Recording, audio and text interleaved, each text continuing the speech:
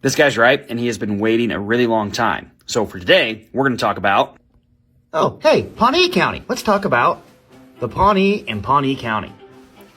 I promise I'm going to get to Rush, but it's Indigenous Peoples Month, so let's stick with that theme.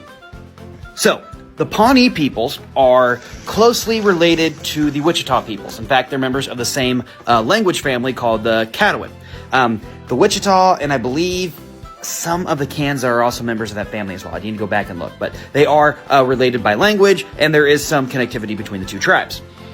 Historically, the Pawnee are going to be living in pretty much from the Platte River down to the Republic Rivers in here. So right in here and in the northern part of Kansas and kind of up into here is going to be where the Pawnee are going to have most of their land holdings. And they are going to be called what is one of the sedentary tribes of Kansas, which means they do have permanent homes, they do live in seasonal, they do go on seasonal hunts, and they do grow and hunt for their food, but they don't really travel to do so. They stay in one main area.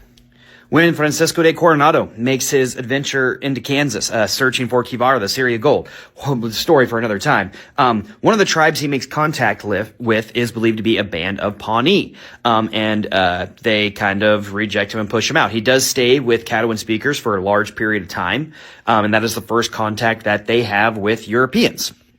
Anybody who has seen Dance with Wolves might be familiar with the Pawnee. I believe they were portrayed as the bad guys in that movie, which the Pawnee do have a history of being at war with other tribes. They refer to tribes like the Kiowa, the Comanche, and I think the Cheyenne. I would need to go back and look, but they refer to them as the enemy because those were nomadic tribes that were encroaching onto their lands, which is always where I bring up the point, and I tell this to my classes all the time. Those people who say that Native Americans didn't have a concept of land ownership, they did a lot of fighting over land that they claimed that they owned for people who didn't have a concept of land ownership. So, there we go. Pawnee, Kansas, named after the Pawnee tribe. Also home to Fort Larned, so there's a lot of history there. And to my guy who is asking me about Rush County, I promise you, I will do Rush County. Eventually. Deuces.